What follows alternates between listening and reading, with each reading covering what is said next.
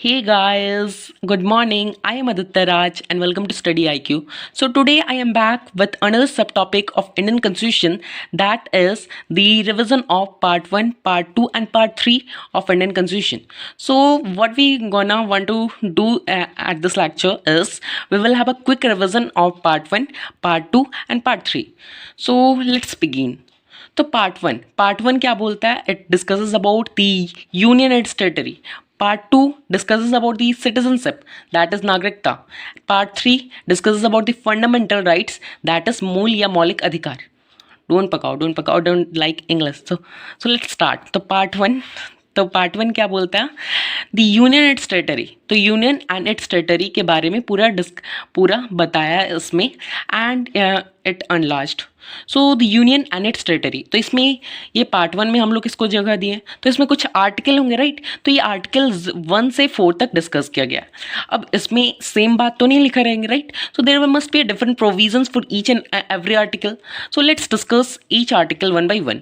Article 1 discuss about the name and territory of India. यानी name किसी भी territory का कैसे पड़ेगा, and what will be, and the territory of India. What are the territories of India? Is the island our territory? Is the states our territory? Is the union territory are only our territory? So that we will discuss in this. So article 1 tells the name and territory of a union. So in this first part it tells that India, that is Bharat, shall be union of states. India यानी भारत राज्यों का संघ है. अब देखो इसमें दो तरह से क्वेश्चन आते हैं. एक क्या आता है कि इंडियन कॉन्स्टिट्यूशन में इंडिया के कितने नाम हैं? तो दो ही नाम है, केवल इंडिया और भारत. पहले इंडिया को बहुत सारे नामों से पुकारा जाता था, जैसे आर्यभट्ट आता था, तो वो सब नाम नहीं दिया गया. इंडियन कॉन्स्टिट्यूशन में केवल 2 ही नाम मेंशन है, इंडिया एंड भारत. अब एक और क्वेश्चन आता है कि it is a union of states, और it is a federal of states, और it is a confederal of states. तो ऐसे ही ये क्वेश्चन आते हैं. यूनियन का हिंदी होता है संघ, फेडरल का हिंदी होता है भी संघ होता है, और कॉन्फेडरल का होता है परिसंघ. जो यूनियन ऑफ स्टेट्स होता है India, that is the union of states. Union में स्टेट्स को आसानी से अलग नहीं किए जा सकते. तो दैट इज़ पार्ट ए. तो आर्टिकल 1 का पार्ट ए क्या बोलता है? भारत राज्यों का संघ है. दूसरा क्या बोलता है? The states and territory mentioned in first schedule. अब ये तो बता दिया कि सारे स्टेट्स जैसे कि यूपी, बिहार, झारखंड, जितने भी है, उत्तराखंड, ये सारे इंडिया के टेरिटरी हैं. ये तो बता दिया. अब भाई अगर कोई विवाद उठ जाए कि बिहार हम लोग का है या नहीं, तो वहाँ पे तो केवल बात क्या बताया कि यूनियन ऑफ स्टेट्स. यहाँ पे स्टेट्स का जिक्र नहीं किया, बट सेकंड में बोला कि जितने भी स्टेट्स हैं और टेरिटरी हैं वो फर्स्ट शेड्यूल में है. यानी यहाँ पे ये बताया कि स्टेट्स और टेरिटरी का जितने भी नाम्स है, जितने भी प्रोविजंस हैं, अगर कोई नया स्टेट फॉर्मेशन होगा तो सारा किस में दिए रहेंगे? फर्स्ट शेड्यूल में. यहाँ ये नाम नहीं दिया कि बिहार, अगर विवाद उठ गया कि बिहार है या नहीं पार्ट इंडिया का, तो सीधा हम लोग पार्ट 1 ऑफ इंडियन कॉन्स्टिट्यूशन नहीं जाएंगे, बल्कि हम लोग को फर्स्ट शेड्यूल जाना होगा, राइट? अब आते हैं थर्ड पार्ट. इसमें क्या होता है? Territory of India comprises. अब टेरिटरी भी 3 प्रकार के हो सकते हैं इंडिया में. Territory of states, that is तो अभी टेरिटरी ऑफ स्टेट्स यानी राज्यों का जो संघ है. तो कितने राज्य हैं प्रेजेंट? 28 हैं, यानी जम्मू एंड कश्मीर जो कि हट गया, राइट? फिर सेकंड में क्या? Union territory specified in the first schedule. Union territory क्या फर्स्ट शेड्यूल में दिया हुआ है. अब यूनियन टेरिटरी कितने हैं अभी प्रेजेंट में? तो 8 है. जैसे कि अब तुम बोलोगे 9 है, जैसे कि लद्दाख हो गया, फिर एक और कश्मीर हो गया, तो वो सारे जुड़ गए थे तो 9 हो गया. पहले कितने थे? 7, तो 9 हो गया. तो नहीं, एक्चुअली 26 जनवरी 2020 में ये चेंज हो गया था, और जो दमन एंड दीव था और एक और दादर नगर हवेली, ये दोनों को मिला दिया गया. सो देयरफॉर एट प्रेजेंट कितने यूनियन टेरिटरी है? ये 8 है. पार्ट 3 बोलता है अदर टेरिटरीज में बी एक्वायर्ड. अब देखो बाहर का राज्य कैसे एक्वायर होंगे, ये तो आर्टिकल 2 में दिया हुआ है, बट बाहरी राज्य अगर देख लो, पार्ट 3 बहुत ही अच्छा है कि अगर कोई भी, उस टाइम क्या था जब संविधान निर्माता थे, तो उस टाइम तो कुछ पता नहीं था कि बाहरी से राज्य कुछ मिल सकते हैं या नहीं मिल सकते, बट हाँ जरूर स्पेसिफाई कर दिया कि अगर मिलेगा तो छोड़ेंगे भी नहीं। आर्टिकल 2 क्या बोलता है? एडमिशन और स्टेब्लिश ऑफ न्यू स्टेट्स, यानी कोई भी बाहरी राज्य अगर मिलना चाहते हैं तो उसे मिला सकते हैं। अब क्या ये ऐसा हुआ है? तो ये 16 मई 1975 में सिक्किम 22वां स्टेट बनकर तैयार हुआ था। पार्ट 3 में क्या बोलता है? अब देखो पार्ट 1 में क्या बोला, भारत राज्यों का संघ है। दूसरा में क्या बोला कि कोई भी बाहरी राज्य को अंदर मिला सकते हैं। तीसरा में क्या बोला, अंदर में जितना है उसको तोड़ सकते हैं, यानी अंदर में जितना भी है उसको तोड़ मरोड़ करके कुछ भी फेट उट कर सकते हैं, राइट। तो इसमें ये बोला formation of new states and alteration of states boundaries और names of the existing states, यानी कोई भी अगर नए राज्य को हम लोग बना सकते हैं, कोई भी स्टेट्स का बाउंड्रीज या तो नेम्स चेंज कर सकते हैं एग्जिस्टिंग स्टेट का, और बिना उस स्टेट के परमिशन से। जैसे कि क्या हुआ था जब तेलंगाना अलग हो रहा था आंध्र प्रदेश से, तो उस टाइम पूरा डिमांड चढ़ गया था इलेक्शन में कि उसको अलग कर देना, पर बहुत कोई विद्रोह भी कर रहे थे कि हम लोग तो स्टेट लेजिस्लेटिव से पास नहीं करेंगे। बट क्या है, उन लोगों को संविधान में पता होना चाहिए कि संविधान में साफ लिखा है कि बिना स्टेट के परमिशन से यूनियन गवर्नमेंट एंड किसी भी स्टेट का को एक नया स्टेट में ला सकती है, एग्जिस्ट कर सकती है without the state permission. Okay, तो ऐसा कब कब हुआ है? बहुत बार हुआ है भारतीय इतिहास में। जैसे कि बिहार और झारखंड 15 नवंबर 2000 में अलग हुआ था। फिर और भी बहुत सारे स्टेट्स है, तेलंगाना अलग हुआ था आंध्र प्रदेश से 2014 में। तो these are the basic thing which you must keep in mind. Okay, and part 4 article 4 क्या बोलता है? आर्टिकल 4 बोलता है आर्टिकल 2 क्या है कि कोई भी बाहरी राज्य को अंदर मिला सकते हैं। आर्टिकल 3 क्या है कि कोई भी अगर अंदरी राज्य उसको तोड़ सकते हैं। तो आर्टिकल 2 और 3 जितने भी अमेंडमेंट अगर किया जाए तो उसको आर्टिकल 368 से बाहर रखा गया। अब बता दूं कि article for your information article 368 में ऐसे प्रोविजन दिए हुए हैं कि जिसमें प्रेसिडेंट का परमिशन की नेसेसरी है। तो अब इसमें प्रेसिडेंट का नेसेसरी नहीं, क्योंकि इसे बाहर रख दिया गया किससे? आर्टिकल 2 और 3 को आर्टिकल 368 से बाहर रख दिया गया। So you don't need the president's permission and but prior permission is necessary. हाँ ठीक है, अगर किसी भी बाहरी राज्य को मिलाना है, किसी को अंदरी राज्य को छोड़ना है, तो जो भी करना है तो उसको रायसीना में जब रामनाथ कोविंद जी वहाँ पे खड़े रहेंगे, रायसीना पे ही ना वो रहते हैं, तो वहाँ पे जाके बस एक बार पूछ लेना कि हाँ चेंज कर सकते हैं। नहीं बोलेंगे तो भी कोई प्रॉब्लम नहीं है, बोलेंगे तो भी कोई प्रॉब्लम नहीं है, राइट। तो ये प्रेसिडेंट का परमिशन इसमें रहे या ना रहे, no matter, but only prior permission is necessary. एक बार पूछ लो, कोई दिक्कत नहीं है। और उसके बाद फिर क्या है, इसमें 50% मेजोरिटी। अब जैसे कोई भी कॉन्स्टिट्यूशनल अमेंडमेंट अगर लाया जाए तो उसमें क्या होता है कि उसमें हम लोग को 2/3 मेजोरिटी से पास करना पड़ता है, बट इसमें क्या है 50% मेजोरिटी, जो कि गवर्नमेंट में 50% मेजोरिटी फॉर्म करता है, राइट। तो कोई भी गवर्नमेंट अगर एग्जिस्टिंग है, अगर कोई भी जैसे कि बीजेपी वाला है अभी, तो सारा एग्जिस्ट कर सकता है, चेंज में ला सकता है। Okay, so that is part article 4। तो आर्टिकल 1 क्या बोला? आर्टिकल 1 बोला भारत राज्यों का संघ है। आर्टिकल 2 क्या बोला कि कोई भी बाहरी राज्य को अंदर मिला सकते हैं। आर्टिकल 3 क्या बोला कि कोई भी अंदरी राज्य को छू सकते हैं। और आर्टिकल 4 क्या बोला कि कोई भी बाहरी राज्य को मिलाना और कोई भी जो अंदर राज्य है उसको तोड़ना, ये सारे जितने भी हैं ये आर्टिकल 368 से बाहर रखा गया। तो that is part 1 of Indian constitution, that is Bharat राज्यों का संघ है। तो ये पार्ट 1 यही कंप्लीट होता है। Well further proceed into part 2 of Indian constitution, that is citizenship यानी नागरिकता। अब देखो पार्ट 2 ऑफ इंडियन कॉन्स्टिट्यूशन क्या है? सिटीजनशिप। अब इसे कोई आर्टिकल में होंगे, राइट। तो 5 to 11 आर्टिकल में है। और देखो भारत में एक ही नागरिकता यानी सिंगल सिटीजनशिप है। ऐसा नहीं कि आप यहाँ का भी रख लो, अफगानिस्तान का भी रख लो, पाकिस्तान का रख लो, चाइना का रख लो, ऐसा नहीं होता। केवल इंडिया का लोगे। अगर बाहर का लोगे, अगर suppose if you take China's citizenship, so then you will lose India's citizenship. That will further we will read, right? So article 5 to 11 discusses about this citizenship. अब देखो ये सिटीजनशिप जिसे हिंदी में हम लोग नागरिकता कहते हैं, इसका सबसे पहले यूज कौन किए थे? अरस्तु नामक व्यक्ति ने किया था। I have not noted down but you must note down as it is a very important point according to any competitive exam. अब देखो नागरिकता है ये कौन से देश से लिया गया? तो ब्रिटेन से लिया गया था, ठीक है। So you must remember Britain से लिया गया, क्या लिया गया? नागरिकता। अब देखो इसमें 5 to 18 you will learn each and every constitution by one and we must know being a responsible citizen of India.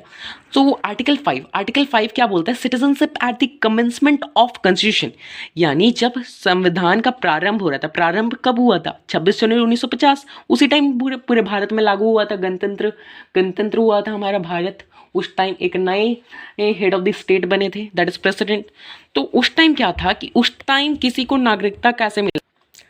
So when the constitution was commencing, so at that time, how anybody can get citizenship, so that will further learn. Okay, so इसमें कितने parts हैं? इसमें भी 3 parts है, A B and सी। तो article 5 के कितने parts हैं? ए बी एंड सी।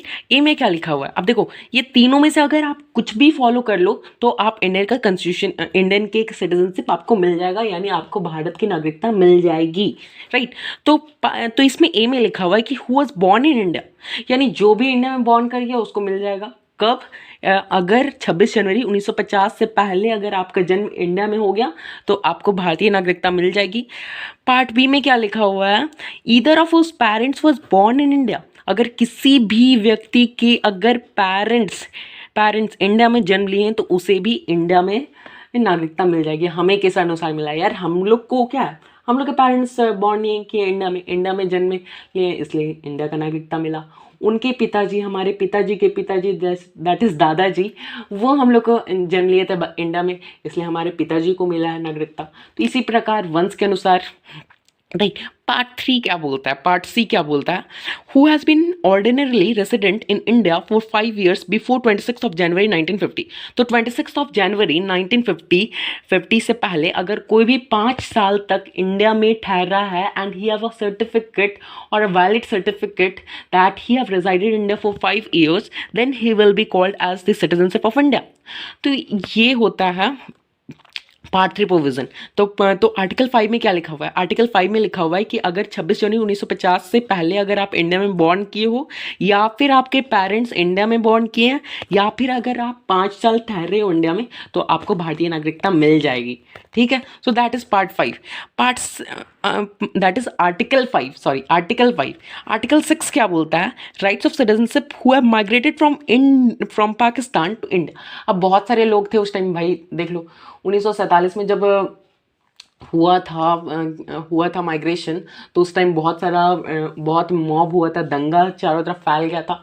तो वो तो हुआ था, तो बहुत सारे लोग पाकिस्तान से इंडिया आए थे, बहुत कोई इंडिया से पाकिस्तान गए थे। तो अब कोई भी पाकिस्तान का आया तो उन लोग को भाई नागरिकता कैसे मिलेगी, ये इसमें बताया गया। तो आर्टिकल 6 में बोला कि 19 जुलाई 1948 19 जुलाई 1948 को एक परमिट रख दिया गया। भाई अगर 19 जुलाई 1948 से पहले आ गए तो ठीक है, ट्रेन में टिटे नहीं, घुस जाओ सीधा। तो अगर पहले आ गए 19 जुलाई 1948 से पहले अगर इंडिया आ गए तो कोई दिक्कत नहीं, परमिट है ही नहीं, घुस जाओ सीधा। अगर 19 जुलाई 1948 के बाद आए तो आपको 6 मंथ के अंदर आपका नागरिकता मिल जाएगा, ठीक है। So that is about article 6 and now we will study the Article 7 tells the rights of citizenship of certain migrants to Pakistan। तो आर्टिकल 7 क्या बोलता है कि जितने भी लोग हैं वो पाकिस्तान तो गए, फिर वापस इंडिया आ गए। देखो तो इसमें क्या बोलता है, ये की वर्ड्स है, लेट लर्न इट। बट अब इसमें क्या है, इसको थोड़ा विस्तार से समझे, राइट। तो क्या बोला इसमें कि 1 मार्च 1947 के बाद अगर पाकिस्तान गया हो किंतु इंडिया आ गया हो तो 6 मंथ के अंदर आपका रजिस्ट्रेशन हो जाएगा, ठीक है। तो ये आर्टिकल 7 में बोला। आर्टिकल 8 में क्या बोला? Rights of citizenship of certain persons of Indian origin residing outside India. तो उस टाइम क्या थे कि बहुत सारे इंडियंस थे जो कि फॉरेन कंट्री में रहते थे, जैसे कि यूएस वगैरह में जा रहते थे। तो उन लोग के क्या थे कि उन लोग अगर इंडियन थे और अगर चले गए यूएसए में तो उन लोग का क्या भारतीय नागरिकता नहीं मिलेगी। जैसे कि रास बिहारी बोस जो कि यूएस में अपना सेटल बनाए थे ताकि इंडिया का जो मूवमेंट है वो स्ट्रांग हो सके, तो क्या उनको इंडियन सिटीजनशिप नहीं मिलेगी? तो वही इस आर्टिकल को इसलिए मेनली बनाया गया था उस टाइम हम लोग के संविधान निर्माताओं ने। तो भारत के बाहर रह रहा बच्चा भारत का नागरिक होगा यदि उसके माता पिता भारतीय हों। तो अगर कोई भी भारतीय अगर इंडिया के बाहर रह रहा हो और उसके माता पिता भारतीय हो तो उन्हें भी इंडियन सिटीजनशिप मिल जाएगा, भारतीय नागरिकता मिल जाएगा, टेंशन मत लेना, ठीक है। अब देखो आर्टिकल 9 क्या बोलता है, persons voluntary according citizenship of a foreign state not to be citizens, यानी सतला तो गैला। इससे याद रख सकते हो जैसे कि अगर आप कोई भी दूसरी कंट्री का सिटीजनशिप ले लेते हो तो आपका इंडियन सिटीजनशिप कैंसिल हो जाएगा, रद्द हो जाएगा। भाई दोनों स्टेट कंट्री का क्या रखने की जरूरत, if you love one country you must have one, right. So अगर भारतीय नागरिकता लेने पर आपकी विदेशी नागरिकता लेने पर आपकी भारतीय नागरिकता समाप्त हो जाएगी, यानी सतला तो गैला, अगर उस दूसरे कंट्री में सट गए तो अपना कंट्री का चल गए, राइट। अब आर्टिकल 10 बोलता है continuance of the rights of citizenship, यानी आपका नागरिकता बना रहेगा जब तक अन्यथा कार्य ना करें। तो आपका क्या है, वो बना रहेगा नागरिकता जब तक आप कोई अन्यथा कार्य ना करेंगे। तो लेट्स रिवाइज कि आर्टिकल 5 से 8 तक हम लोग 10 तक क्या पढ़ें। आर्टिकल 5 क्या बोलता है, कमेंसमेंट ऑफ इंडियन कॉन्स्टिट्यूशन, जब इंडियन कॉन्स्टिट्यूशन जब कमेंस हुआ था तो उस टाइम कैसे इंडियन सिटीजनशिप मिला था वो पढ़ें। आर्टिकल 6 में क्या बोला, जो भी लोग पाकिस्तान से भारत आए उन लोग के लिए सिटीजनशिप कैसे मिलेगा। 7 में क्या बोले, जो भारत से पाकिस्तान चला गया और फिर से भारत आ गया होगा तो उसको कहेंगे, आर्टिकल 7 में कहेंगे भाई उन लोग को तो नागरिकता मिलना चाहिए। अगर कोई भी इंसान अगर घर छोड़ के चला जाए और शाम को वापस आ जाए तो उसे मिलना चाहिए ना, शाम तक समझ गया, ठीक है बाबा आ जाना चाहिए। तो आर्टिकल वो 7 में आता है। आर्टिकल 8 में क्या बोला कि आर्टिकल 8 में बोला कि अगर कोई भी पर्सन इंडिया के बाहर रह रहा हो अगर और उसके माता पिता अगर इंडियन हो तो उन्हें इंडियन सिटीजनशिप मिल जाएगा। आर्टिकल 9 क्या बोला कि अगर कोई भी स्टेट है, ठीक है, कोई भी स्टेट है और उसमें जितने अगर कोई पर्सन रहते हैं वो विदेशी नागरिकता ले लिया हो, यानी दूसरे कंट्री का नागरिकता ले लिया हो तो उसका भारतीय नागरिकता चला जाएगा। अब देखो भाई इसमें क्या बोला कि आर्टिकल 11 क्या बोला, parliament to regulate the rights of citizenship by law.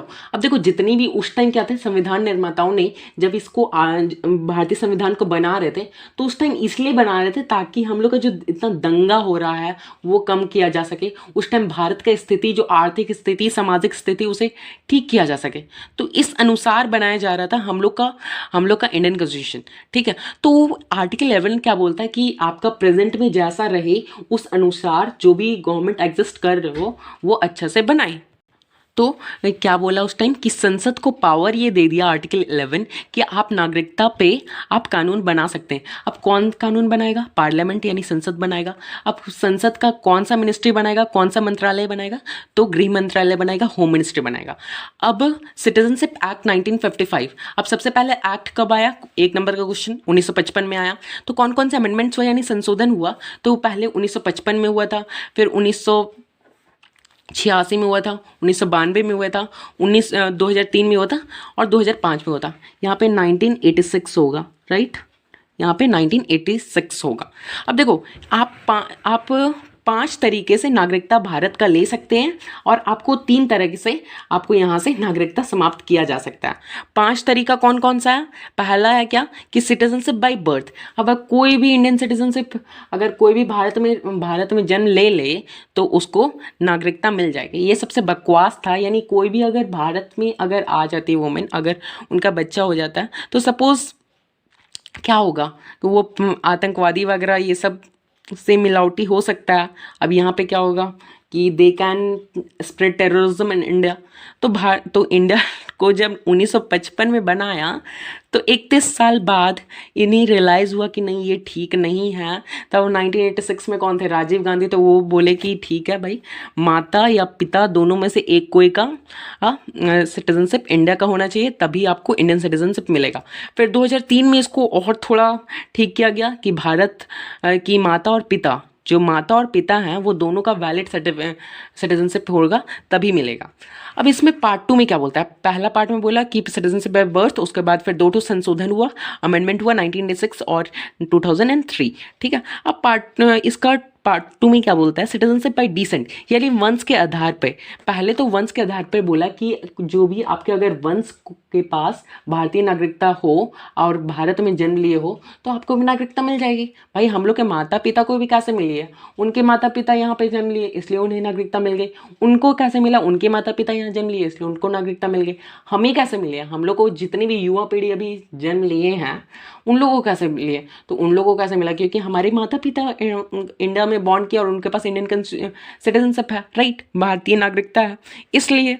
अब देखो उस टाइम क्या था कि जब वंश के आधार पर बात आया तो बोला कि पिताजी, अगर आपका के पास वैलिड सर्टिफिकेट रहेगा कि पिताजी इंडिया में बॉन्ड किए और उनके पास सिटीजनशिप है तो ही मिलेगा, तो ऐसा बोला गया। अब भाई संविधान तो क्या बोलता है कि बॉयज़ या गर्ल्स या तो पे डिस्क्रिमिनेशन नहीं करती, तो उस टाइम क्या हुआ, महिलाओं ने अधिकार उठा दिया कि भाई हम लोग कौन से जात के हैं। तो 1992 को ये संशोधन हो गया हुआ कि माता या पिता दोनों में से कोई भी रहे इंडिया में तो आपको नागरिकता मिल जाएगी। तीसरा क्या है, सिटीजनशिप बाय रजिस्ट्रेशन, यानी पंजीकरण से आप भारतीय नागरिकता प्राप्त कर सकते हैं। अगर आप 7 साल यहाँ रहें, आपके पास वैलिड सर्टिफिकेट है, उसके बाद फिर आपको पंजीकरण के द्वारा आपको सिटीजनशिप मिल जाएगा। पार्ट 4 में बोलता है सिटीजनशिप बाय नेचुरलाइजेशन। नेचुरलाइजेशन यानी देसीकरण, इसे हिंदी में बोलते हैं, अंग्रेजी में इसे नेचुरलाइजेशन कहते हैं। अगर आप भारत में 10 साल के लिए रहें, अब भाई कोई भी राष्ट्र को जानने के लिए सबसे पहले आपको 10 साल तो कम से कम मिनिमम लेवल पे आपको रहना होगा, तभी आप किसी भी देश के बारे में जान सकते हैं, ठीक है। तो 10 साल आप अगर रहें और अगर आपको किसी खास चीज़ पे रुचि रहे, जैसे कि कला या विज्ञान, और आपको कोई एक भारतीय भाषा आती हो 22 में से, तो आपको सिटीजनशिप मिल जाएगा, आपको नागरिकता मिल जाएगी। आर्टिकल, अब देखो आर्टिकल तो वो हट गया।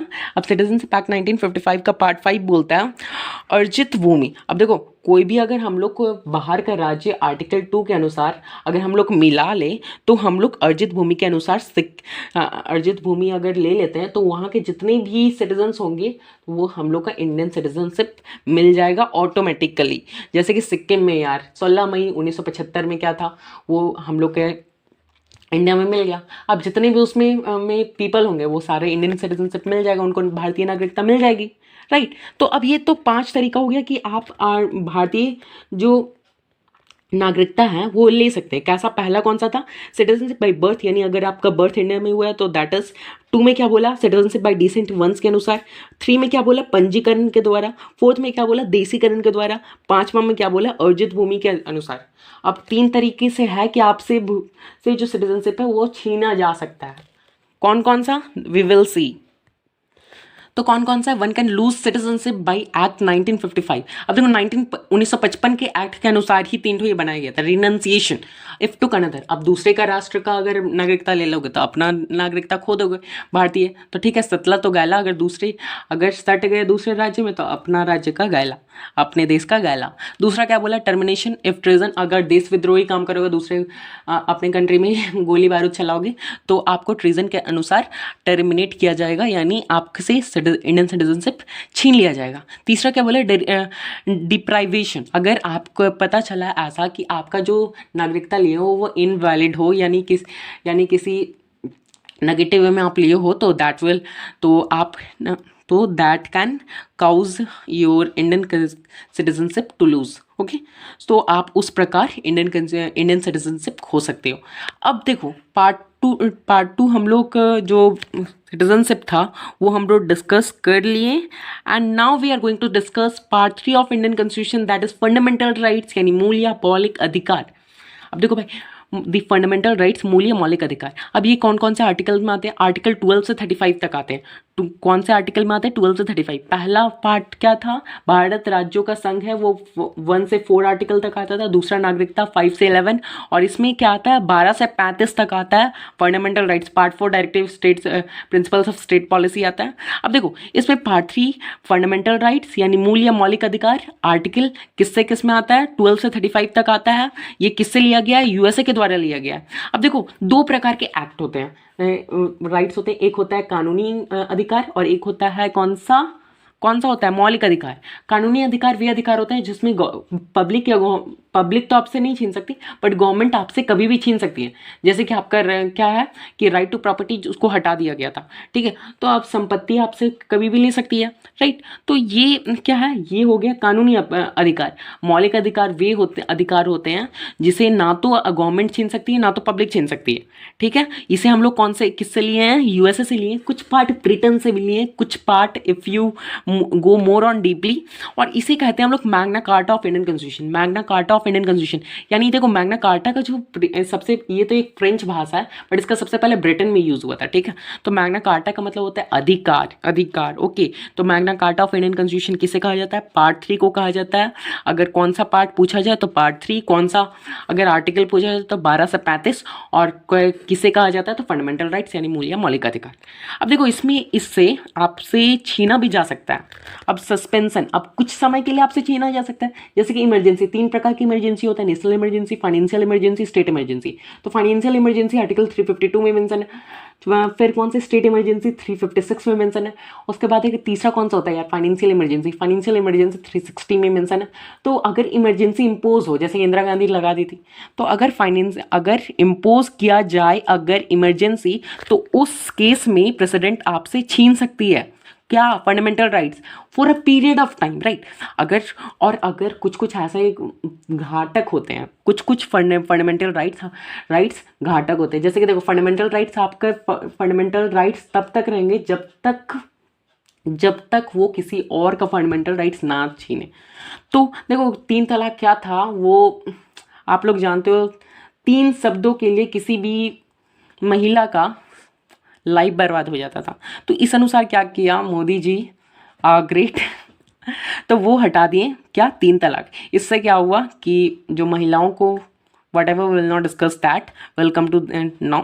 तो इसमें क्या था कि अगर ऐसे मौलिक अधिकार जो दूसरे के मौलिक अधिकार को छीन ले तो उस पर जो हम लोग का पार्लियामेंट है यानी संसद है, वो हमेशा के लिए पाबंदी लगा सकती है यानी प्रतिबंध लगा सकती है।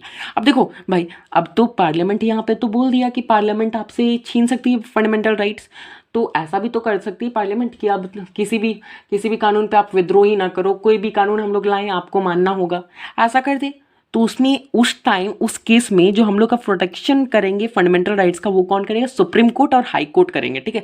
यानी हम लोग का न्यायपालिका, जुडिशरी, इंडियन जुडिशरी, ठीक है। अब देखो आ जाओ, एट प्रेजेंट हम लोग के पास कितना फंडामेंटल राइट्स है, हम लोग के पास 6 है। कितने थे, 7 थे।